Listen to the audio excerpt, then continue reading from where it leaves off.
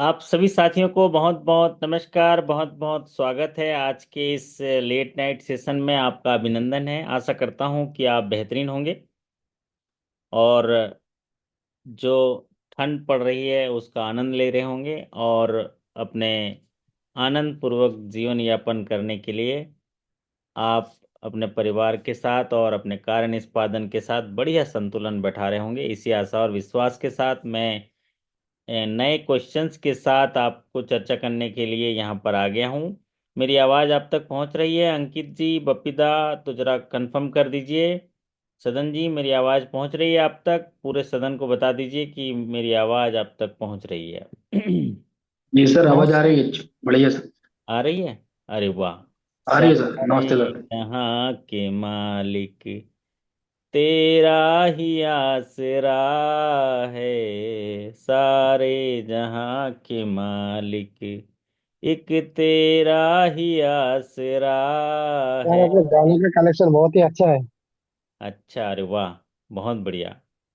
क्या है कि सारे जहां का मालिक अब तेरा ही आसरा है। राजी हैं हम उसी में जिसमें तेरी रजा है, सारे जहां के मालिक। अब तेरा ही आसरा है। कल एग्जामिनेशन है पंजाब नेशनल बैंक के हायर स्केल्स के लिए और श्रीकांत जी एकदम बिल्कुल आज बहुत तैयार होके एकदम बढ़िया स्वेटर वेटर पहन के बैठ गए हैं। श्रीकांत जी महाराष्ट्र से हैं, ऐसा लग रहा है ना? श्रीकांत जी कहाँ से हैं? ये देखिए, बप्पी दा कहाँ के हो? बप्पी दादा कौन सी जगह से हो? और श्रीकांत जी, हाँ, उनकी आवाज ही नहीं आ रही, कितने दूर त्रिपुरा बैठे। सर, त्रिपुरा जो बात ही सर। अच्छा, त्रिपुरा से हैं बप्पी दा, है ना? और ये श्रीकांत जी कहाँ से हैं? सर वीकेजीबी, महाराष्ट्र। महाराष्ट्र। अरे वाह वाह वाह, यूं ही ना बात। तो आज बंगेया ग्रामीण विकास बैंक के साथियों का एग्जामिनेशन था। सारे स्केल के क्वेश्चंस मेरे पास आ गए हैं। आज हम चर्चा करेंगे जो सवालों पे, जो स्केल 1 से 2 के सवाल आए थे उस पर हम लोग चर्चा करेंगे। तो चर्चा शुरू करें श्रीकांत जी। जी सर। ओपनिंग बैट्समैन आप एक जानते हैं ना, जो आपके नाम का क्या बैट्स नाम है ना, श्रीकांत जी। जी सर। एकदम हूबहू वैसे ही दिख रहे हो आप। बाकी साथी तो नहीं देख पा रहे होंगे आपको, लेकिन मैं देख पा रहा हूँ। थोड़ा मतलब बड़ा भी कर सकता हूँ, मेरे पास सॉफ्टवेयर है ना, हाँ। तो आप एकदम बढ़िया उसी श्रीकांत टाइप का दिख रहे हो। ओपनिंग बैट्समैन के लिए एकदम आगे हैं। तो पहला सवाल स्टार्ट करते हैं। आज जो है बहुत कम साथी जुड़े हैं, लेकिन हाँ बस कोई बात नहीं, इतना ही साथी काफ़ी है ना? हम्म, तगड़ा जो है सफलता का बवाल मचाने के लिए इतने ही साथी काफ़ी हैं, है ना? चलिए, बहुत बढ़िया। तो मैंने ये बताया ना कि शिकवा शिकायत नहीं करना है। जितने भी हैं जब भी समय मिले तब आनंद तरीके से पढ़ लेना है और यही जिंदगी में आगे बढ़ते जाना है। आज हम चर्चा करेंगे रिकॉल क्वेश्चन। आज ही एग्जामिनेशन देके हमारे साथी घर पहुंचे हैं, कई साथी रास्ते में होंगे। एग्जामिनेशन पे सवाल पे हम चर्चा करेंगे। आज हम जो है चर्चा करेंगे स्केल 1 से 2 क्या क्या सवाल आए थे इस पर। देखिए, पहला सवाल आपकी स्क्रीन पर है। The Reserve Bank of India mandates that a legal entity identifier is required for all non-individual payment transaction of rupees how much crore and above. This applies to transaction conducted through the real-time gross settlement, RTGS, National Electronic Fund Transfer, NEFT system। सदन जी, सवाल समझ में आया आपको? नमस्कार sir. नमस्ते। जी sir. सवाल कुछ समझ में आया? क्या कह रहा है? 50 crore. Legal entity identifier code जो है मांग रहा है कितने? आरटीजीएस एनईएफटी अगर कोई नॉन इंडिविजुअल आरटीजीएस एनईएफटी करता है तो उसको ये कोड लेना बहुत जरूरी है आरबीआई से। ये कुछ आइडिया 50 करोड़ का है सर, 50 करोड़ का होगा। 50 करोड़ या उससे ज्यादा? जी। तो लीगल एंटिटी आइडेंटिफायर, या अगर उसको हिंदी में बोलेंगे तो कानूनी इकाई पहचान पत्र। बहुत तो बार बताए हैं सर। बताया ना बहुत बार। बहुत बार सर। जी तो जी। एक 20 20 अंकों का एक अल्फा न्यूमेरिकल कोड है। 20 अंकों का होता है। इसका इस्तेमाल जो फाइनेंशियल ट्रांजैक्शन करने वाले जो दोनों पक्ष होते हैं उनको पहचान करने के लिए किया जाता है। और यह कोड जो है ना, एक इंटरनेशनल जो आपका स्टैंडर्ड ऑर्गेनाइजेशंस होते हैं ना, आईएसओ, उसके मानक के आधार पर है। इसमें जो भी वित्तीय ट्रांजैक्शन 50 करोड़ या उससे ऊपर किए जाएंगे तो उनके दोनों पक्षों की एक विशिष्ट पहचान होगी। ये जो है बेहतर जो रिस्क मैनेजमेंट के लिए डाटा रिपोर्टिंग सिस्टम की क्वालिटी, सटीकता और उसे उसमें जो है करेक्टिव एक्शंस लेने के लिए लागू किया गया है। और ये जो कोड है वो आपको जो है आरबीआई से लेना होता है, और इसके लिए 50 करोड़ का जो है लिमिट है ट्रांजेक्शन्स के लिए, फाइनेंशियल ट्रांजेक्शन के लिए। लेकिन अगर नॉन इंडिविजुअल्स जो होंगे, अगर लोन के लिए अप्लाई करेंगे, लोन वगैरह के लिए, तो वहाँ पर एलआई जो हो जाएगा वो 5 करोड़ से ऊपर में हो जाएगा। क्या हो जाएगा? पाँच पाँच करोड़ करोड़ से से ऊपर। हाँ, 5 करोड़ से ऊपर ये मैंडेटरी है। तो ये दो चीज़ें आप जान लीजिए। चलिए अब आगे बढ़ते हैं अगले सवाल पर। अगला सवाल आपकी स्क्रीन पर, और ये सवाल जो है, अगर हमारे कुछ साथी कल एग्जामिनेशन देने जा रहे होंगे तो यकीन मानिए ये सवाल हूबहू भी आ सकते हैं, उनका पूरा पूरा समय बच जाएगा, है ना सदन जी? आप तो एग्जामिनेशन दे के आ गए, है ना? जी, जी।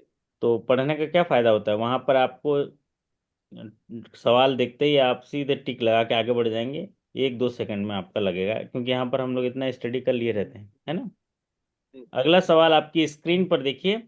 TDS on cash withdrawal under section 194N will not apply to withdrawal made by the following person। जो टैक्स डिडक्टेड एट सोर्स है कैश विड्रॉल पे, 194N जो सेक्शन है उसमें किन किन चीज़ों पे ये अप्लाई नहीं होता है, ऐसा ऑप्शन आया होगा। लेकिन चूंकि हमारे साथी जो हैं ऑप्शंस नहीं बताए हैं, लेकिन मैं बता दूं, टीडीएस जो कैश विड्रॉल पर है उसकी लिमिट आप लोग कल के सेशन में देखे होंगे कि 20 लाख रुपए तक कोई भी टीडीएस पे टीडीएस नहीं लगता है कैश विड्रॉल पे। 20 लाख से ऊपर जो है 2% लगता है, अगर वो 3 साल के आईटीआर रिटर्न दाखिल नहीं किए तो। अगर वो रिटर्न फाइल किए हैं तो 1 करोड़ तक नहीं लगेगा।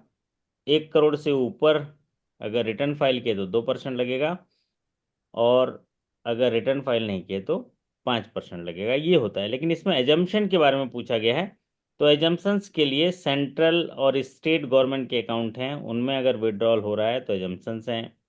Public sector, private sector bank हैं तो एजम्पशंस है। पोस्ट ऑफिस है, कोऑपरेटिव बैंक है, बिजनेस कॉरस्पॉन्डेंट हैं, एटीएम ऑपरेटर्स हैं, इनमें एटीएम ऑपरेटर को आप कैश देते हैं, वो जमा करता है, तो ये सब में कैश डिपॉजिट विड्रॉल जो कैश विड्रॉल जो टीडीएस है वो एजम्पशन है।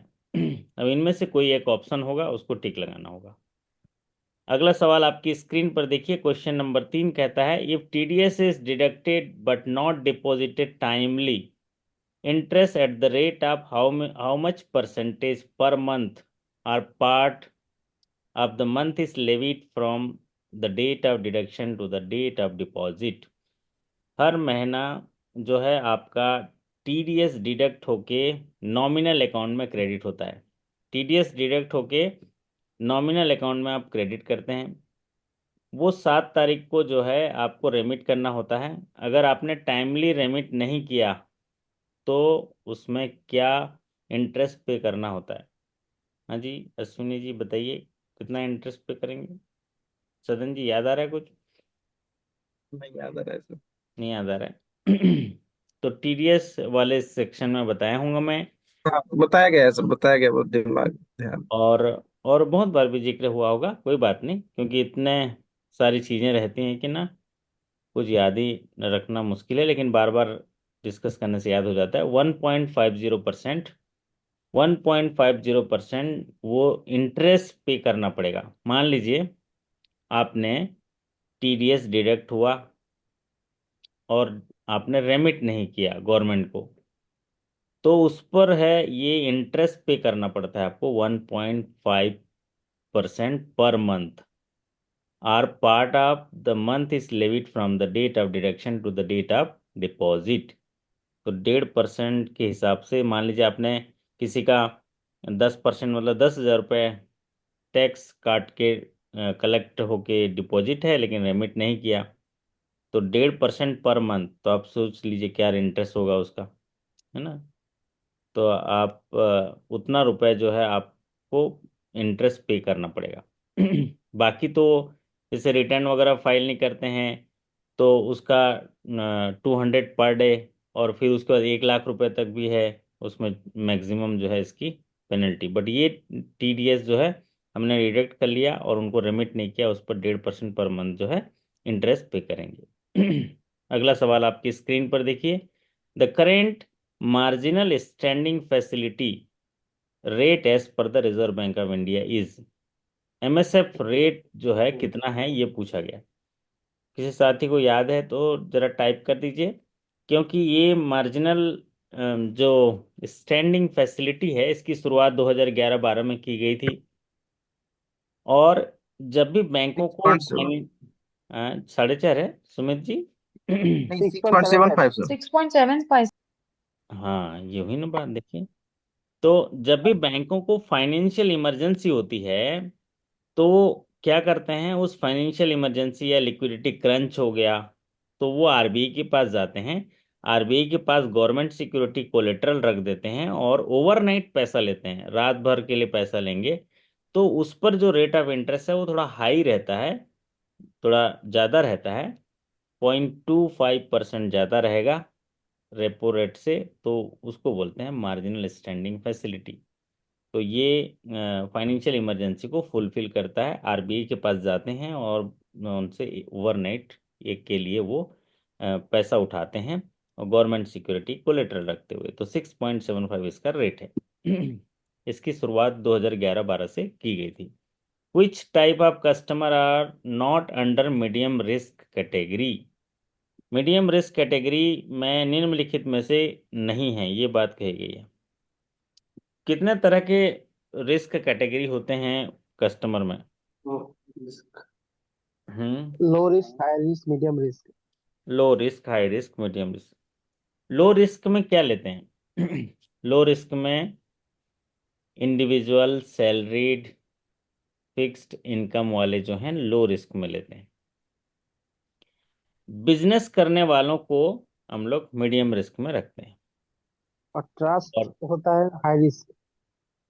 और वेंचर कैपिटल जो यहाँ पर लिखा है, वेंचर कैपिटल, क्योंकि यहाँ पर इन्वेस्टमेंट जो है हाई रिस्क में होता है, तो यहाँ वेंचर कैपिटल जो है हाई रिस्क होगा। बाकी जो चीज़ें हैं ये सब मीडियम रिस्क का हिस्सा होंगे।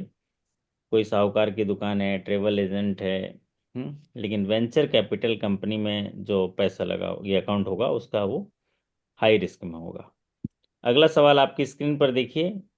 बंगिया Gramin Vikas bank personal loan maximum permissible deduction 60% gross monthly income above. तो यहाँ पर पर्सनल लोन का कुछ अमाउंट पूछा है ऐसी जगह जहाँ पर ग्रॉस जो डिडक्शन मतलब उसका जो टोटल मैक्सिमम डिडक्शन है 60% है ग्रॉस मंथली इनकम का, तो वहाँ पर मैक्सिमम पर्सनल लोन कितना देंगे? तो ये पर्सनल लोन की स्कीम्स है। पर्सनल लोन हमेशा बैंक के लिए पॉपुलर सीरीज का रहता है। तो पर्सनल लोन के स्कीम्स में जैसे मैक्सिमम लोन कितना है, तो ये कोई उनका इंटरनल स्कीम्स है जिसमें ये ऑप्शन दिया गया है कि कितने रुपए का पर्सनल लोन जो है दे सकते हैं। टीचर्स वगैरह का कुछ है उनका स्कीम्स में, जिनमें कि जो उनका डिडक्शन है तो मैक्सिमम डिडक्शन जो है 60% हो सकता है ग्रॉस मंथली इनकम का। मान लीजिए वो 1 लाख रुपए कमा रहा है तो 60,000 तक डिडक्ट हो जाएगा, वो इंस्टॉलमेंट मिला के। ऐसा ये समझ लीजिए इसको। सर ये मतलब हमारे बैंक में भी है, लेकिन वो ऐसा है कि इधर लिखा है क्वेश्चन में 60% के ऊपर, मतलब वो 60% में काउंट नहीं होगा, तो 1.5 लाख दे सकता है। अच्छा, आप इसी इसी बैंक से हैं? नहीं नहीं, मैं TGB में हूँ, लेकिन वही सिमिलर ही है। वो भारत दर्शन लोन कहते हैं उसको, मतलब कि पर्सनल लोन में जो आता है। हाँ, एक बार और समझा दीजिए, साथियों को बता दीजिए। मतलब ऐसा होता है कि हम लोग जब जब लोन देते हैं तो 60-40 मेंटेन करके देता है। हम्म। लेकिन अभी एक लोन ऐसा है बैंक में जो 60% को मतलब काउंट में नहीं लेते। अगर कोई भी बंदे का लोन 60% में आ जाता है, लेकिन वो डिडक्शन में काउंट नहीं होगा, तो उसके बाद भी दे सकते हैं। ओके। मतलब हम्म। 60-40 में उसको। हाँ मतलब उसको डिडक्शन में नहीं भी आएगा तो भी वो मैक्सिमम 1.5 लाख दे सकते हैं। और वो हाँ 60% जो ऊपर भी जा रहा है तो वो डिडक्शन में उसको नहीं गिनेंगे, दे देंगे 1.5 लाख, ये कहना है ना। हाँ हाँ हाँ। चलो बढ़िया है। हाँ देखो ये अच्छा क्लियर कर दिया आपने। वो आप भी उसी मतलब वेस्ट बंगाल का ही एक स्कीम्स होगा उस तरफ का कुछ है ना, जहाँ पर चलिए। तो ये आज जो है ये बंगेया ग्रामीण विकास बैंक का और हमारे साथी जो डिस्कस कर रहे हैं अपने त्रिपुरा ग्रामीण बैंक का। लेकिन बैंक टू बैंक आप अपने स्कीम्स को देख लेना ज़्यादा बेहतर होगा। पर्सनल लोन एक एग्जाम के दृष्टिकोण से ये एक्सपेक्टेड क्वेश्चन में रहता है, इसलिए आप उसको देख लीजिए। What is the CD ratio of BGVB as on 31 March 2024? Credit to deposit ratio, credit to deposit ratio पूछा, CD रेशियो क्या है? CD रेशियो थोड़ा कोई साथी बताएगा CD रेशियो क्या होता है? CD रेशियो क्यों पूछा जाता है? सर सीडी रेशियो ये डिपॉजिट वटा एडवांस एडवांस वटा deposit into 100 CD ratio sir निकालने के लिए यही होता है। बहुत बढ़िया। तो हम्म। CD रेशियो इसलिए पूछा जाता है क्योंकि CD रेशियो देखिए बैंकों का मूलभूत जो काम है क्या है? पब्लिक से जमा स्वीकार करना और जहां जरूरतमंद है वहां उनको लोन के रूप में देना। इसको यही मेन काम है, डिपॉजिट क्रेडिट, डिपॉजिट लेना क्रेडिट देना। तो ये CD रेशियो है, इसीलिए CD रेशियो को पूछता है। CD रेशियो इनका इम्प्रूव हुआ है। पहले 43% के आसपास था, 43.25, अब 44.99 है। वैसे CD रेशियो जो है लगभग 60-40 का रेशियो होना चाहिए। 60% या 60% से ऊपर हो तो अच्छा है। और यहाँ पर 44.99 है तो ये थोड़ा कम लग रहा है, लेकिन पूरा जब बिजनेस फिगर देखते हैं तो समझ में आता है कि क्यों ऐसा है, वो भी देख समझ में आता है। चलिए तो अगला क्वेश्चन आपके स्क्रीन पर है। वाह ये तो बढ़िया है, लॉकर रूम में प्रवेश करेंगे। A safe deposit locker is classified under furniture and fitting, and the applicable depreciation rate is how much percent per annum as per income tax rule? Income tax rule के अनुसार जो depreciation rate है safe deposit locker पे, वो उनके furniture and fitting जो उसमें रहता है उस पर डेप्रिसिएशन रेट क्या है, ये पूछा गया है।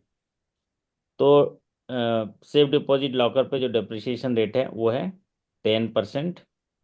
तो ये जो है आप इसको जान लीजिए, ये नया क्वेश्चन आया है। 10%। सारे बैंक को वैरी करता होगा सर इसमें, सारे हाँ बैंक को। डिप्रिसिएशन का जो चीज़ें हैं वो वेरी करता है। तो आप अपने पॉलिसी में जाएंगे डिप्रिसिएशन का, जैसे जो गुड्स आपके रहते हैं, इलेक्ट्रॉनिक आइटम्स रहते हैं, उनके लिए भी अलग अलग मेथड इस्तेमाल किया जाता है। यहाँ पर जो है इनकम टैक्स रूल में दिया है 10%, तो ये सभी बैंकों के लिए 10% ही है सदन जी, क्योंकि यहाँ पर रूल आया है इनकम टैक्स रूल। ठीक है। तो ये इनकम टैक्स रूल के हिसाब से ये 10% रहेगा और सभी बैंकों के लिए समान रहेगा। ठीक है सदन जी। अगला सवाल है, code of conduct and ethics as per the vigilance awareness week pamphlet. Vigilance awareness week अभी हम लोग मनाए हैं, कोई साथी को याद है कब मनाए? 2 अक्टूबर से। 28 अक्टूबर से 3 नवंबर तक आप मनाए हो ना विजिलेंस अवेयरनेस वीक, है ना? 28 अक्टूबर से मनाए हैं। तो उसमें अब इसके हाँ सर, उसका स्लोगन भी है सर, इंटीग्रिटी बोल हाँ के एक है। हाँ क्या पढ़िए बप्पीदा, पढ़ लीजिए जरा, आपके में कल्च भी आएगा ये सवाल। हाँ, culture of integrity for Nations prosperity, हम लोगों में डायरेक्ट इंटीग्रिटी था। अच्छा, तो ये तो पूरे देश के लिए समान है ये थीम, अवेयरनेस वीक के लिए है ना। सत्यनिष्ठा की संस्कृति से राष्ट्र की समृद्धि, सत्यनिष्ठा की संस्कृति। सत्यनिष्ठा मतलब अपना जो इंटीग्रिटी है ना, सत्यनिष्ठा उसका संस्कार, उसी से ही राष्ट्र की समृद्धि होगी।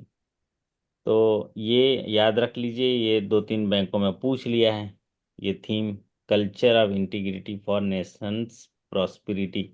आप लोग शपथ भी लिए होंगे ना, शपथ लिए होंगे उस दिन है ना? क्यों बपिदा, हाँ शपथ? हाँ सर, लेट है, हम लोग गए थे सर। बैंक, हमारे ब्रांच में पोस्टर भी है इसका। पोस्टर भी है। हम्म। और फिर उसके बाद कुछ कुछ एक्टिविटी भी किए होगे आप, है ना? हाँ सर, प्लेज लिए सारे मिलके। हाँ प्लेज लिए होगे। क्योंकि ये जो विजिलेंस अवेयरनेस वीक है, ये देश निर्माण और चरित्र निर्माण का एक उपाय है, जिससे कि जितने भी लोग हैं उनको एक शासन, लोक प्रशासन और नैतिकता और पारदर्शिता होती है ना, उसके बारे में संवेदनशील बनाना है और उसके लिए जागरूक करना है। इससे क्या होगा कि अगर कोई भी गलत काम हो रहा है, अनैतिक काम हो रहा है, तो आप उसमें भाग न लें और जहां हो रहा है उसको रोकें या प्रचार प्रसार करें, तो फिर ये चीजें सुधरती जाएंगी। इसके लिए जो है कुछ कुछ एक्टिविटी के माध्यम से, या आपको जो है उसके माध्यम से, क्या बोलते हैं, खेल के माध्यम से, म्यूजिक के माध्यम से सिखाते हैं और प्रतिज्ञा लेते हैं कि हम सत्य निष्ठा से ये प्रतिज्ञा ले रहे हैं। मेरा विश्वास है कि हमारे देश की आर्थिक, राजनीतिक और सामाजिक प्रगति में भ्रष्टाचार एक बड़ी बाधा है।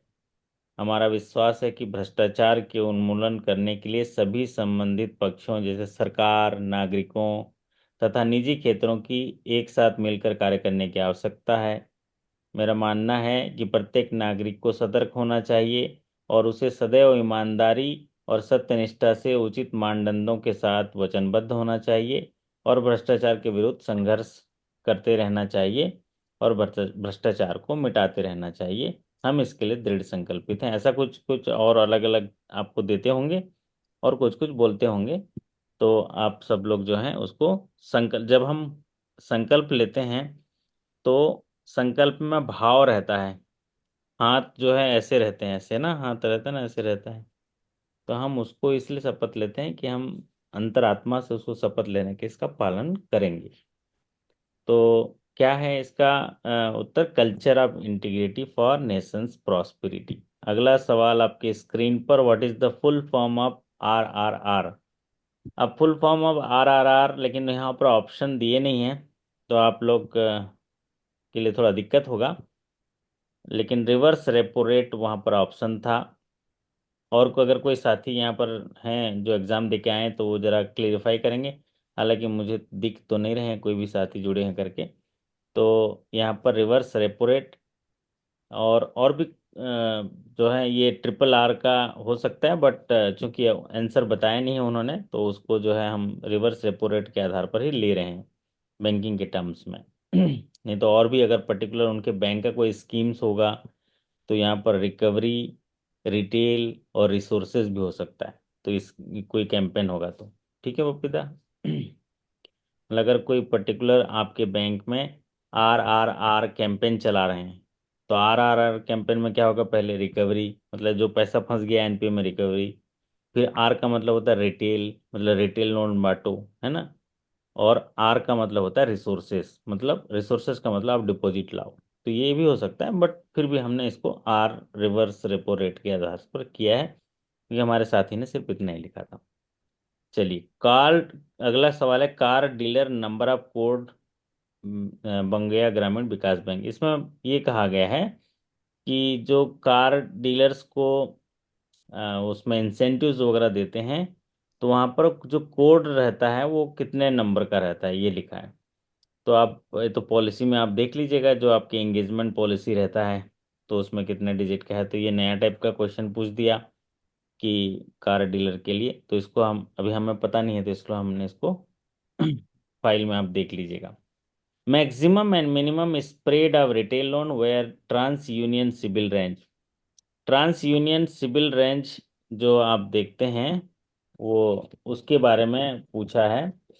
तो रिटेल लोन के लिए ये बात कही गई है कि क्या रेंज होगा ट्रांस यूनियन का। तो ट्रांस यूनियन का रेंज क्या होता है सदन जी, किस आइडिया है आपको? सिबिल रिपोर्ट पढ़े हैं किसी का? हम्म। ये सिबिल रिपोर्ट अभी अभी तो नहीं आया होगा, मौका नहीं मिला होगा ना, है ना सदन जी? हाँ, कभी कभी निकाल देते हैं सर, बट कैश के रूप में ज्यादा चांसेस नहीं तो मिलते क्या हैं। करेगा, महीने में एक सिबिल रिपोर्ट किसी का, जब मैनेजर से आप लोन करते हैं ना, तो एक सिबिल रिपोर्ट को फोटोकॉपी कर लेना और उसको पढ़ना, ठीक है। सिबिल रिपोर्ट को, CIC रिपोर्ट को, और पढ़ के समझना, और फिर साझा करना, ये मैं स्क्रीन पर एक दिन पढ़ना सिखा दूंगा, क्योंकि वो पढ़ के आप सब जान लोगे कि क्या क्या चीजें हैं, उसमें सारी चीजें रहती हैं। तो यहाँ पर जो सवाल है, सिबिल का रेंज पूछा गया है, तो ट्रांस यूनियन सिबिल का जो रेंज होता है 300 से 900 होता है। तो सर यहाँ सर यहाँ पर लेकिन जो आपको रिटेल के लिए बोला गया है वो क्या रेंज होगा, वो आप देख लीजिएगा कि 700 से लेके 900 तक है। सुपर प्राइम रहता है, प्राइम प्लस रहता है, ये कुछ कुछ कैटेगरीज रहते हैं। बट नॉर्मली जो अच्छा स्कोर है 750 जो है कंसीडर किया जाता है डिसेंट में, क्योंकि इसके बारे में इसका पर्टिकुलर रिटेल लोन के फाइल में मैक्सिमम मिनिमम का स्प्रेड यहाँ पर मैं देख नहीं पाया, इसलिए इसका सही आंसर क्या है नहीं बता पाऊंगा। हाँ, क्या कोई कुछ बोल रहा था?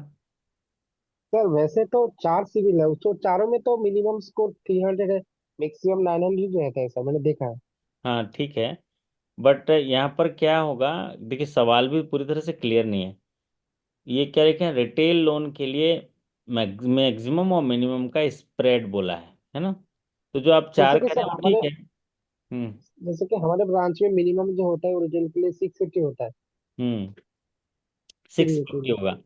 तो यहाँ सिक्स यहाँ एट्टी पर यहाँ पर क्या है, रिटेल के लिए यहाँ हो सकता है कि 700 से स्टार्ट किया होगा, उनके पॉलिसी का है इनके, है ना? तो अब इसीलिए तो हमने इसको साइलेंट रखा है, क्योंकि नॉर्मली सिबिल का जो रेंज होता है 300 to 900 होता है, लेकिन मिनिमम जो है, आपको मिनिमम का जो रेंज होगा वो आपके यहाँ बोल रहे हो 650 है। तो यहाँ पर आपको देखना होगा यहाँ पर क्या है, 650 है कि नहीं नहीं, आपका। 680 हम लोगों का पहले 650 तक चेंज हो गया। तो 680 सर है। सिविल में -1 का क्या मतलब होता है? -1 का वो मतलब लोन होगा उसका कोई लोन पहले का नहीं है, क्रेडिट हिस्ट्री नहीं है, उसको कंसिडर किया जा सकता है। लोन मतलब अगर किसी ने पहले कभी लोन नहीं लिया है तो -1 ही होगा, है ना? क्योंकि उसकी क्रेडिट हिस्ट्री अवेलेबल नहीं है। तो यहाँ पर जो है मिनिमम मैक्सिमम का पूछा है, तो मिनिमम 680 हो सकता है, 700 हो सकता है, मैक्सिमम 900 हो सकता है। ये कैटेगरी जो है आप अपने अपने रेंज में देख लीजिएगा। चलिए अगला सवाल देखिए। NPA, interest charge during settlement of loan in suit file cases, simple rate of interest. तो जो भी सूट फाइल केसेस होते हैं वहां पर सेटलमेंट के दौरान, सूट फाइल केसेस में, उसमें रेट ऑफ इंटरेस्ट जो है 6% से लेके 12% के बीच में होता है, simple rate of interest. But चूंकि सवाल पूरी तरह से क्लियर नहीं है या ऑप्शन नहीं है, तो हम इसको पूरी तरह से डिस्क्राइब नहीं कर पाएंगे। लेकिन जहाँ सूट फाइल केसेस होते हैं वहाँ पर जो डीआरटी होते हैं वो या इसको कर सकते हैं 6% to 12%।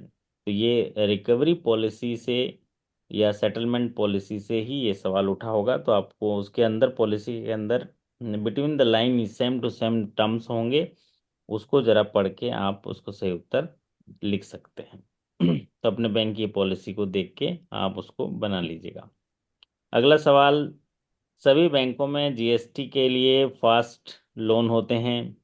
जीएसटी नेक्स्ट करके लोन स्कीम होगा इनके बैंक का, और उसमें स्टॉक स्टेटमेंट सबमिशन की फ्रीक्वेंसी पूछा, तो वो फ्रीक्वेंसी होगा क्वार्टरली फ्रीक्वेंसी। तो क्वार्टरली स्टॉक स्टेटमेंट सबमिट करना होगा अगर वो लोन लिया होगा जीएसटी नेक्स्ट के रूप में, ये बात ये कही गई है। अगला सवाल आपकी स्क्रीन पर, guarantee waiver for personal loan where gross monthly income is rupees how much and for last month. बपीदा, ऐसा कोई बात है आपके पर्सनल लोन में, इससे रिलेटेड कोई याद करिए तो।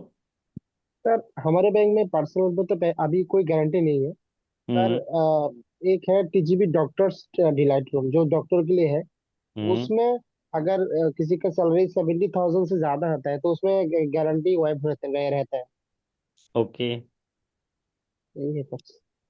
तो आप क्या कह रहे हैं, मतलब यहाँ पर जैसे ये सवाल है कि पर्सनल लोन के लिए गारंटी वेवर है अगर उसका मंथली इनकम इतने साल, इतने महीने से कितना आ रही है, ऐसा कुछ बात है आपके पॉलिसी में?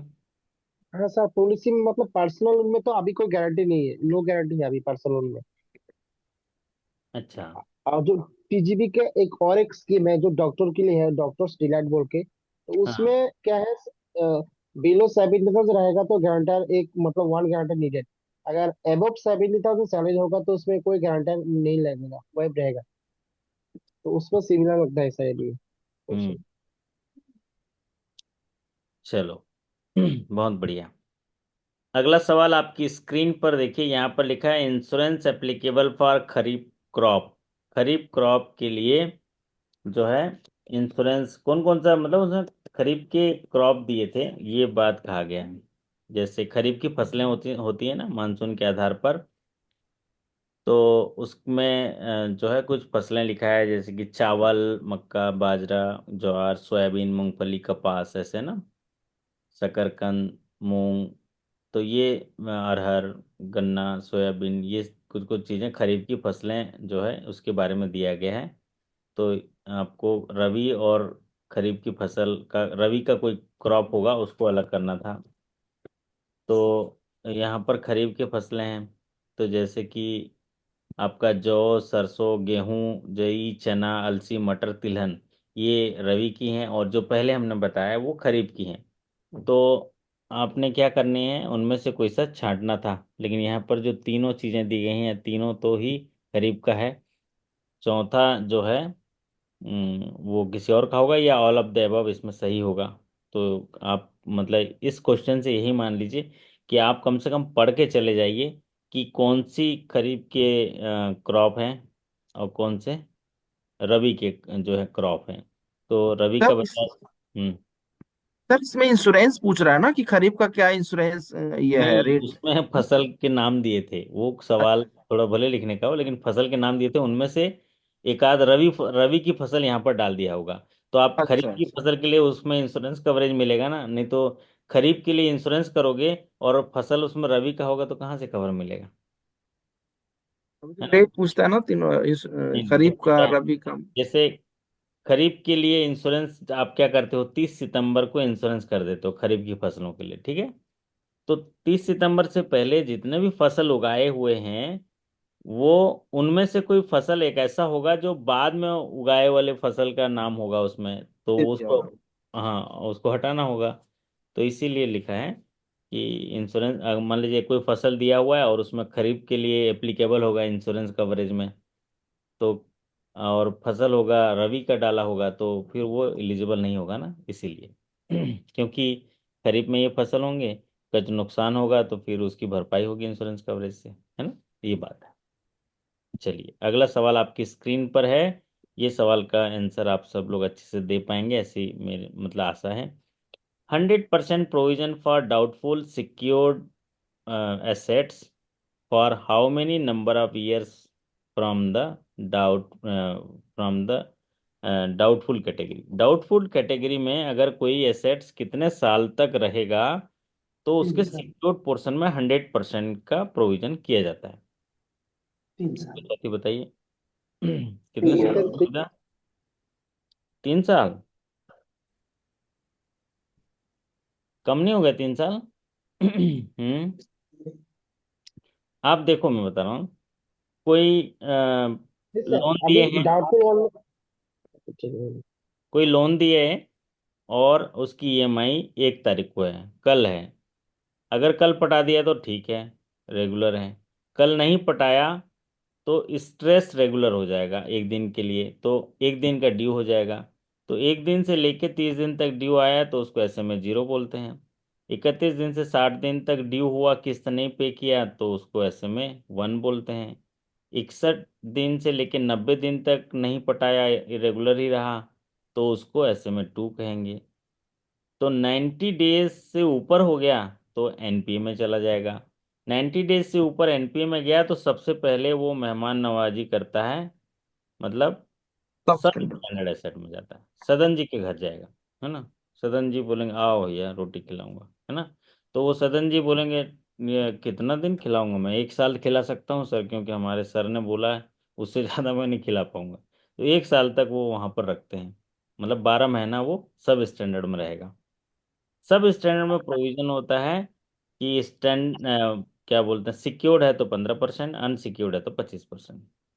अब 1 साल तक सदन जी ने बोले कि उनकी स्टेमिना है, तो 1 साल के बाद वो डाउटफुल में चला जाता है। तो डाउटफुल में चला गया तो फिर और किसी भाई के घर चला गया।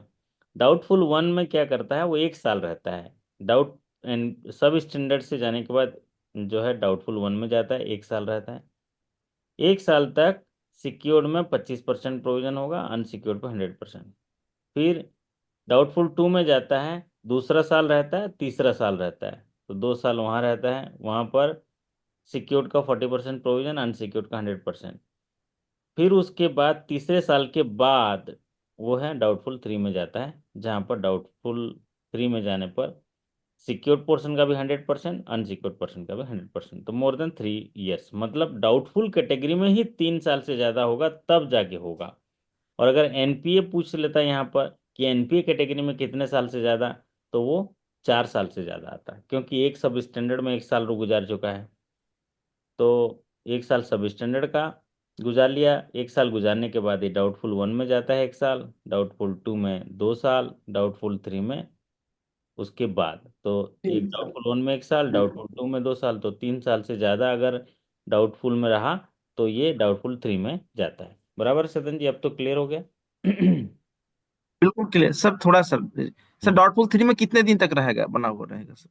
लंबा पड़े रहेगा जब तक कि हम लॉस डिक्लेयर नहीं करेंगे।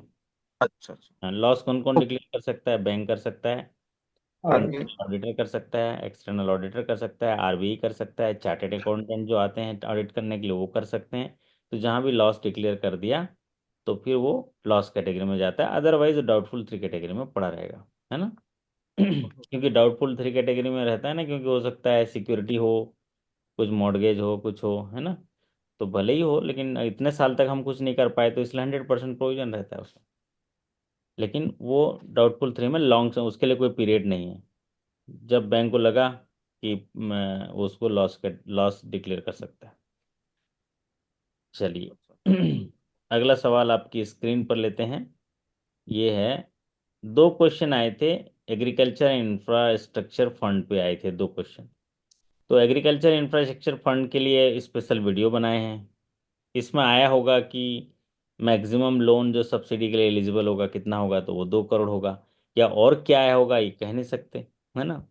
तो और भी क्या आया होगा वो आपको मतलब हम नहीं जान सकते। इसके लिए बस यही कह सकते हैं, सारे जहां के मालिक एक तेरा ही आसरा है, सारे जहां के मालिक। वो कुछ भी सवाल दे दे भैया, जो पढ़े हैं वही सवाल दे दे। राजी हैं हम उसी में जिसमें तेरी रजा है, सारे जहां के मालिक। तो ये जो जो सवाल दे रहा है एग्रीकल्चर इंफ्रास्ट्रक्चर फंड, इसको भी थोड़ा पढ़ लीजिएगा। What is the moratorium period for stand up India loan scheme? Stand up India loan scheme का मोरेटोरियम पीरियड कितना है? पॉपुलर सीरीज का सवाल है। कितना होता है? 18 महीना। और रिपेमेंट पीरियड क्या होता है इसका? रिपेमेंट पीरियड 7 साल होता है। कितना होता है? 7 साल होता है। मोरेटोरियम पीरियड जो है 18 महीना होता है। ये पॉपुलर सीरीज का सवाल है। अगला सवाल आपकी स्क्रीन पर देखिए, विलफुल डिफॉल्टर से जुड़ा हुआ है, लेटेस्ट है। विलफुल डिफॉल्टर डिक्लेयर करते समय एक रिटर्न रिप्रेजेंटेशन जो है रिव्यू कमेटी के पास जो है कितने दिनों के अंदर प्रपोजल, अगर आइडेंटिफाई जो क्या होता है, एक होता है आइडेंटिफिकेशन कमेटी और एक होता है रिव्यू कमेटी। तो आइडेंटिफिकेशन कमेटी से जब रिव्यू कमेटी के पास जाता है तो एक रिटर्न रिप्रेजेंटेशन करने का एक मौका दिया जाता है उस borrower को, और उसके लिए समय कितना दिया जाता है ये बात कही गई है। तो कितना समय दिया जाता है? वो है 15 डेज का समय दिया जाता है, ताकि एक रिप्रेजेंटेशन देगा, और उस रिप्रेजेंटेशन में चीज़ें को स्वीकार होंगे तो ठीक बात है, नहीं तो फिर वो फ्रॉड विलफुल डिफॉल्टर डिक्लेयर कर देंगे, ये बात कही गई है। तो ये 15 दिन जो है आपका ये याद कर लीजिए। ये अभी 23 तारीख को सेंट्रल बैंक का जब प्रमोशन एग्जाम हुआ था उसमें भी पूछा गया था, अभी भी पूछा गया है, क्योंकि विलफुल डिफॉल्टर के मास्टर डायरेक्शन अभी अभी आरबीआई ने जारी किए हैं। केवाईसी से रिलेटेड 3 क्वेश्चन पूछे गए। तो ये केवाईसी से तो 3 4 कितने भी पूछें सब बता ही दोगे, है ना सदन जी? केवाईसी से कितना भी पूछ लिया आप बता ही लोगे ना? जी सर। कुछ भी पूछ ले तो क्या क्या पूछा होगा हमारे साथियों ने। आज ही तो एग्जामिनेशन दे के आए हैं। कई लोग गाड़ी में बैठ बैठ के ही सवाल लिख के भेज देते हैं। धीरे धीरे और सवाल आएंगे तो हम चर्चा करेंगे, बट 3 क्वेश्चन केवाईसी से पूछे गए। अगला सवाल आपकी स्क्रीन पर। इसमें कहा गया है एसएचजी जब हम डील करते हैं या उनको एसएचजी का निर्माण करते हैं तो पंचसूत्र का असेसमेंट कब करेंगे अगर कोई एसएचजी कितने महीना पुराना होगा? तो 3 महीना, 6 महीना, 9 महीना, 12 महीना। कितना महीना होगा श्रीकांत जी? 3 महीना। 6 महीने। 6 महीना? इतना तीन इतना महीना पुराना हो गया हैं? 3 महीने 3 महीने। 3 महीना ना? हम्म, मतलब कोई एसएचजी बना तो पंचसूत्र का पालन जो है असेसमेंट करेंगे 3 महीना, और असेसमेंट करके पंचसूत्र को सही पाए तो क्या फायदा होगा उनको? क्या मिलेगा? Revolving fund. Revolving fund. वो कितना होगा? 20,000 से 30,000। 20,000, 15 30,000। 13 15 13। 20 नहीं, से 30 सर। अब नहीं नहीं चेंज, नहीं। 20,000 से लेके 30,000 हो गया है ना? हाँ हाँ 20,000 से 30,000 सही है। तो एसएचजी का पंचसूत्र होता है regular meeting, regular saving, regular internal rate lending, regular पहले रिकवरी और रेगुलर बुक अकाउंट, मेंटेन। है ना, बुक कीपिंग, है ना? तो ये जो है आपका पंचसूत्र है। 3 महीना हो गया पंचसूत्र का पालन किए तो उनको रिवॉल्विंग फंड मिल जाएगा। फिर और 3 महीना इसी सूत्र को पालन करते रहे तो फिर उनको क्रेडिट लिंकेज मिलेगा जो मिनिमम 6 लैक्स का होंगे। पहला साल 6 गुना प्लस कॉर्पस का 6 गुना देंगे या मिनिमम 1.5 लाख। दूसरा साल कॉर्पस का 8 गुना या मिनिमम 3 लाख। तीसरा साल 6 लाख। और चौथे साल से 6 लाख से ऊपर 10 लाख रुपए तक नो कोलेटरल नोट सिक्योरिटी से लोन दिया जाता है। और 20 लाख रुपए तक विदाउट कोलेटरल सिक्योरिटी से लोन दिया जा सकता है। 10 लाख से ऊपर जो मार्जिन है वो 10% से ज़्यादा नहीं हो सकता है। नीरज कुमार बोल रहे हैं रिवॉल्विंग फंड 20 से 30 रुपया, है ना?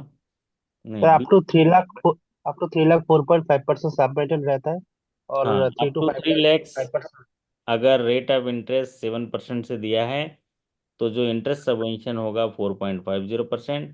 3 लाख से ऊपर 5 लाख तक है तो वहां पर जो रेट ऑफ सबवेंशन होगा 5.5 होगा। चलिए अब आपके पास ये सवाल है, जरा बप्पीदा पढ़िए सवाल, सवाल का पढ़िए जवाब दीजिए तो क्या है, पढ़िए। Priority sector limit for education loan in abroad 20 lakh. 20 lakh. कितना है? प्रियरिटी सेक्टर लोन कितना रुपए देंगे? 20। एजुकेशन लोन तो प्रियरिटी सेक्टर का हिस्सा गिना जाएगा। चाहे अब्रॉड में हो चाहे इंडिया में हो, कैसा भी सवाल पूछे, एजुकेशन लोन के केस में जो उसकी प्रियोरिटी सेक्टर के क्लासिफिकेशन के लिए जो लिमिट है वो है up to 20 lakhs, not exceeding 20 lakhs, ऐसा लिखा है। 20 लाख से ऊपर नहीं होना चाहिए। तो प्रियरिटी सेक्टर का हिस्सा है। प्रियरिटी सेक्टर भारत सरकार कहती है कि आप बैंक के कामकाज के अलावा सरकार द्वारा प्राथमिकता प्राप्त क्षेत्रों में आपको योगदान करना ही करना होगा। कुछ कैटेगरी दिए हैं उनके, उनमें आपको प्रियरिटी सेक्टर के लिए टारगेट को पूरा करना है। तो एग्रीकल्चर, एमएसएमई, आपका export credit, education loan, housing loan, social infrastructure, renewable energy, weaker section, ये प्रियरिटी सेक्टर के हिस्सा हैं। इनमें जो टारगेट जो है पूरा करना जरूरी है। तो प्रियरिटी सेक्टर के लिए क्लासिफिकेशन एजुकेशन लोन का 20 लाख है। जैसे एमएसएमई के लिए क्लासिफिकेशन होता है माइक्रो, स्मॉल और मीडियम, है ना? तो बप्पीदा माइक्रो, स्मॉल और मीडियम का इन्वेस्टमेंट बता दो जल्दी से। जल्दी बता दो माइक्रो। 1 5 10 50 50 to 50 sir. हाँ, आपको तो बढ़िया याद हो गया है। चाय पिलानी पड़ेगी सबको, नहीं डोसा खिलाना पड़ेगा कल संडे, है ना?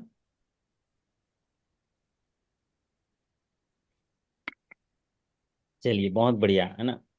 माइक्रो का जो इन्वेस्टमेंट होता है वो 1 करोड़ तक होना चाहिए। और स्मॉल में चार जो नंबर। इन्वेस्टमेंट है वो 10 करोड़ तक। और मीडियम में जो इन्वेस्टमेंट है 50 करोड़ तक। उसका 5 5 गुना कर देंगे तो आपका टर्नओवर हो जाएगा। ये याद करने का सरल तरीका है, क्योंकि वो पाँच सवाल। 50 50। हम्म। एक, 10, 50, और 5, 50, 250। और ये हर एग्जामिनेशन में पूछे जा रहे हैं। आजकल तो थोड़ा सा चेंज करके पूछा जा रहा है कि इसका इन्वेस्टमेंट 22 करोड़ है, तो इसका टर्नओवर कितना होना चाहिए कि ये जो इंडस्ट्री है वो स्मॉल इंडस्ट्री में कहलाएगा। तो उसका टर्नओवर जो है 50 करोड़ मतलब से ऊपर हो रख देगा, या 200 करोड़ से ऊपर रख देगा। तो यहाँ 22 करोड़ का इन्वेस्टमेंट है। तो आप सोचो 22 करोड़ का इन्वेस्टमेंट मतलब 10 करोड़ से ऊपर हो गया, तो ये मीडियम सेगमेंट में आएगा। तो 22 करोड़ में जो टर्नओवर है 250 करोड़ से ज़्यादा नहीं होना चाहिए। तो आप देख लीजिए मैचिंग में कितने करोड़ का है, तो उसको टिक लगा दीजिए। अगला सवाल आपकी स्क्रीन पर देखिए। Pillar 2 of Basel 2 is which is a regulatory framework that help banks manage and assess their risk। तो बेसल के जो 3 पिलर हैं उनमें से दूसरे पिलर के बारे में पूछा गया है।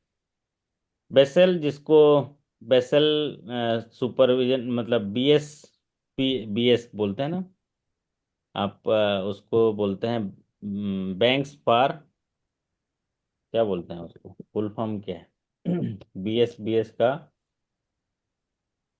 फुल फॉर्म है कि बीसीएसबी है ना सर? नहीं, Basel committee for banking supervision. हाँ, Basel committee for banking supervision वो कहता है कि बैंकों को अपने खराब समय के लिए जोखिम प्रबंधन करने के लिए कैपिटल रखने की जरूरत है। और वो मिनिमम कैपिटल रिक्वायरमेंट की बात करते हैं। जब भी बैंक काम करते हैं उनको बहुत सारे जोखिमों का सामना करना पड़ता है, जैसे कि credit risk and operational risk, और आपके जो मार्केट रिस्क का सामना करना पड़ता है। तो उनको वे सब जोखिम को ठीक करने के लिए, ताकि जो स्टेक होल्डर हैं या कस्टमर हैं उनका पैसा जो रखे हैं उनका भरोसा बना रहे, तो बैंक को पूंजी रखनी होगी। कल के नुकसान हुआ तो बैंक उसको ठीक कर पाए। तो उसके लिए बेसल कमेटी ने जो है उन्होंने 3 पिलर दिया। पहला पिलर तो है कि आप मिनिमम कैपिटल रिक्वायरमेंट रखिए। कैपिटल आपको मिनिमम रखना ही रखना है। साथ ही साथ आजकल तो बेसल 3 में जो है वो कैपिटल कंजर्वेशन जो रखा गया सीसीबीएफ जो है ना, हाँ, वो 2.50। 2.50। दूसरा जो उन्होंने पिलर किया है सुपरवाइजरी रिव्यू प्रोसेस, मतलब आरबीआई जो है सुपरवाइज करेगा, उसको रिव्यू करेगा और उसमें स्टेप्स लेगा ताकि आप जो है उसको प्रॉम्प्ट करेक्टिव एक्शंस कर पाओ। और तीसरा है जो है डिसिप्लिन ऑफ मार्केट, मतलब आप जो भी है इन्हांस डिस्क्लोजर करेंगे। कैपिटल कंजर्वेशन बफर है, सीसीबीएफ बोलते हैं इसको। तो जो इन्हांस डिस्क्लोजर होता है, मतलब आप बैलेंस शीट में सब दिखाइए जो जो चीज़ हुआ है। लॉस हुआ है सर तो और लॉस। एक भी है, हम्म। ट्रिपल सी बोल के है, काउंटर साइक्लिकल बफर में जाता है। हाँ वही सीसीबी है ना, वही उसी है। मतलब वो क्या होता है कि अच्छा समय चल रहा है बैंकों का तो कुछ कैपिटल एडिशनल बचा के रखे ताकि बुरे समय में काम आए, उसका कॉन्सेप्ट ये है। ठीक है। तो यहाँ पर बेसल 2 का जो पिलर है सुपरवाइजरी रिव्यू प्रोसेस है। आरबीआई या नाबार्ड आपके पीछे पड़ जाएगा, सुपरवाइज करेगा और आपसे हर छोटा छोटा टास्क बोलेगा, इसको पूरा करते जाओ, आगे बढ़ते जाए। ठीक है। The interest subvention rate for agriculture loan in India is how much percentage for the year 2022-23 and 2023-24? The means that the effective interest rate of loan up to 7%, up for the loan up to rupees 3 lakhs। थोड़ा question इधर उधर हो सकता है, लेकिन ये कह रहा है कि इंटरेस्ट सबवेंशन जो होते हैं वो क्रॉप लोन में कितना है फाइनेंशियल ईयर 22-23, 23-24 के लिए कितना है थ्री सदन जी? परसेंट 3% होगा ना? 2% है बपिता। जी, नहीं नहीं, प्रॉम्प्ट होगा तो 3%, ऐसे 1.5%। हाँ तो प्रॉम्प्ट तो पूछा नहीं है। प्रॉम्प्ट पूछेगा तो 3% होगा। क्या होता है कि जो जो क्रॉप लोन हम देते हैं, क्रॉप लोन जो है 3 लाख रुपए तक क्रॉप लोन है और उसमें रेट ऑफ इंटरेस्ट 7% है, तो उसमें 1.5% का इंटरेस्ट सबवेंशन देता है, बैंक को मिलता है।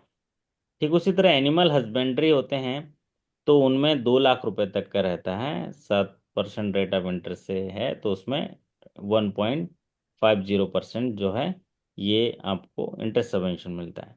लेकिन जो 3% है प्रॉम्प्ट रिपेमेंट, वो उसका बेनिफिट कस्टमर को मिलता है। तो ये बात आप लोग जो है इसको याद कर लीजिए। अगला है pre payment charges not applied in which cases.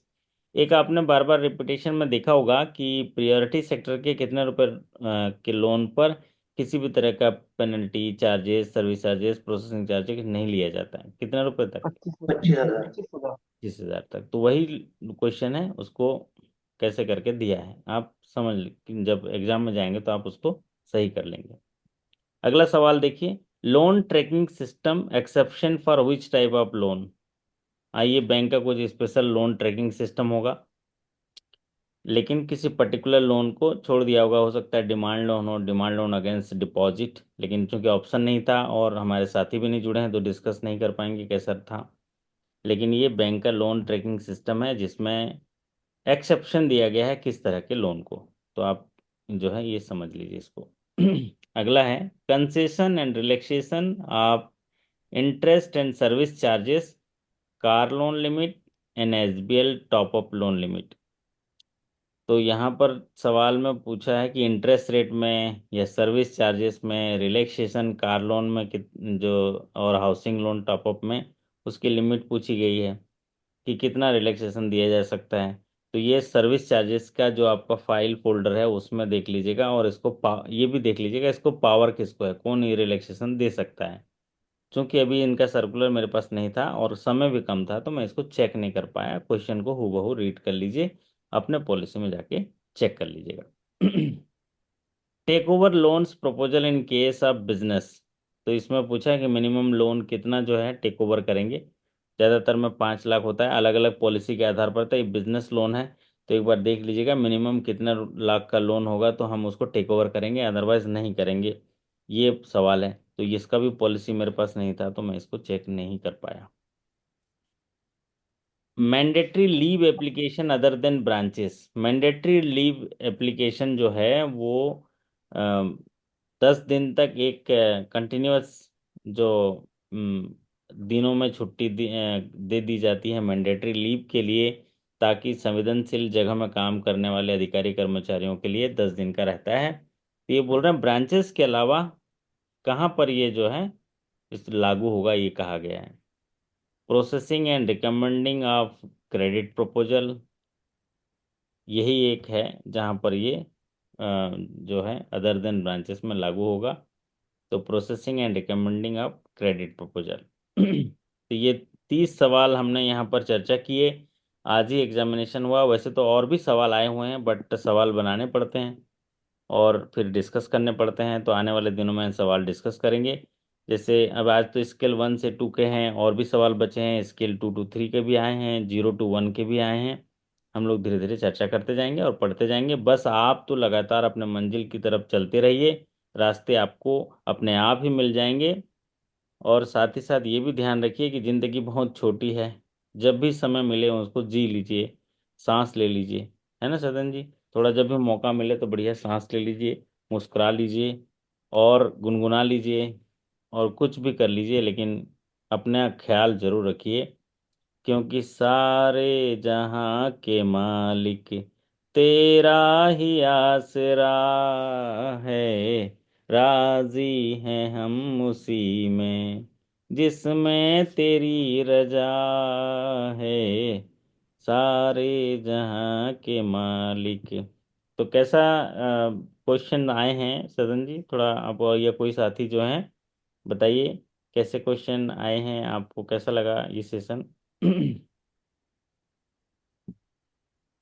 अच्छा लगा सर सेशन।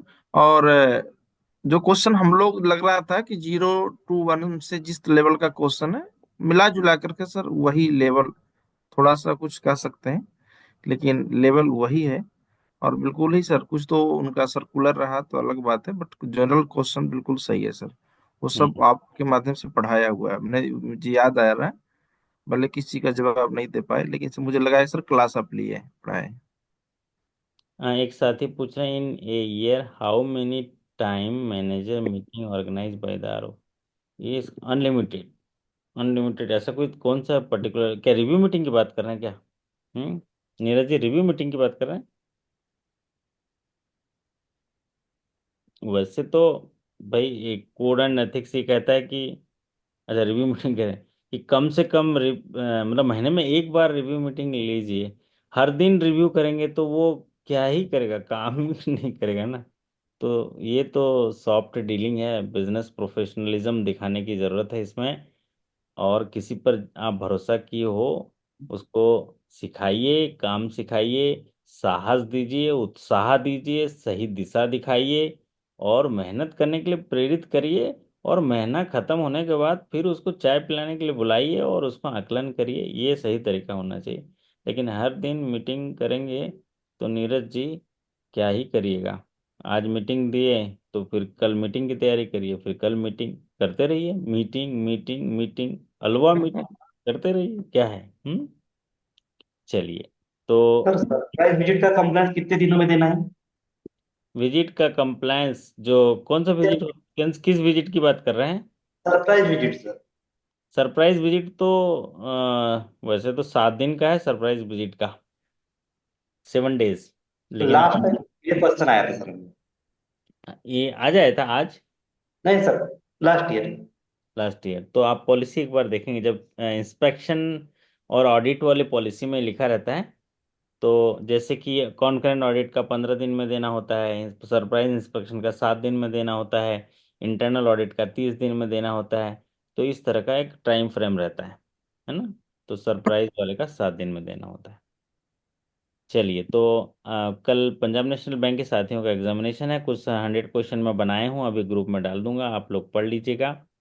और फिर उसके बाद जो है कल एग्जामिनेशन दीजिएगा। वैसे तो ये सीजन है, पूरे कहीं ना कहीं किसी का एग्जामिनेशन होता रहेगा, हम लोग सीखते रहेंगे। रो कर कटे या हंस कर कटती है जिंदगानी, तू गम दे या खुशी दे, सब है तेरी मेहरबानी। मतलब समझ लो, जो भी दे रहा है सब मेहरबानी से लीजिए। सुख भी आ रहा है तो सुख भोगिए, दुख भी आ रहा है तो दुख भोगिए, हंसते हुए सीखते हुए काम करते रहिए। और आप जो है सीखना बहुत जरूरी है, सीखते हुए काम करिए। आपको देखना, दुख भी आएगा तो उसको पार कर लेंगे, और सुख भी आएगा तो उसका आनंद ले पाएंगे, घमंड नहीं आएगा आपके पास, अहंकार नहीं आएगा। तो दोनों चीजों के लिए सीखना होता है। किसी के पास सुख है, खुशी है, तो भी उसको सीखना पड़ेगा कि विनम्रता कैसे लाई जाती है, सदाचार कैसे लिया जा सकता है, अच्छा व्यवहार कैसे किया जा सकता है। ये कब सीखने की जरूरत है? जब आपके पास खुशियां हो, पावर हो, पैसा हो, तो उसमें सीखना है। और जब दुख के समय है, सहनशीलता कैसे सीखी जाती है, विनम्रता कैसे सीखी जाती है, कड़वापन कैसे झेला जाता है, ये सारी चीजें भी उसमें सीखना है, और दोनों गति को पार करना है। तो आशा करता हूँ कि ऐसे रोज सीखते रहेंगे और हम लोग मिलते रहेंगे। आप सभी के अच्छे कार्य निष्पादन, बेहतर स्वास्थ्य और शानदार सफलता की कामना करते हैं। फिर कल मुलाकात होगी शाम को, तब तक के लिए धन्यवाद, नमस्कार, थैंक यू सो मच, शुभ रात्रि। Good night sir.